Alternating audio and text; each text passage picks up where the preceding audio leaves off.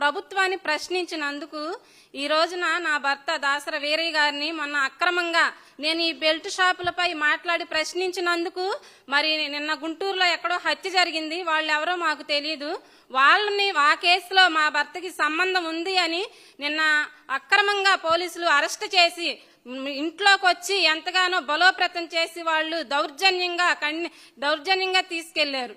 అయితే మేము చిన్నపిల్లలు ఉండారని చెప్పినా కూడా పోలీసు వారు ఏమాత్రంగా కూడా వినలేదు. ఈ విధంగా కూటమి ప్రభుత్వం అధికారంలోకి వచ్చిన తర్వాత దళితులకు ఏమాత్రం కూడా రక్షణ లేదని చాలా స్పష్టంగా అర్థమైంది. అంతేకాకుండా జూన్ 4, 2024లో కూటమి ప్రభుత్వం అధికారంలోకి రాగానే తుమ్మపూడిలో ఒక మర్డర్ కేసు జరిగింది. ఆ కేసులో కూడా నా భర్తకి ఎటువంటి సంబంధం అనేది లేదు. సంబంధం లేనప్పటికీ కూడా ఈ లోకేష్ గారు ఈ కూటమి ప్రభుత్వం అంతా కూడా నా భర్తని ఎంతగానో అక్రమంగా అరాచకంగా అక్రమ కేసులు పెట్టి చాలా వేధిస్తున్నారు.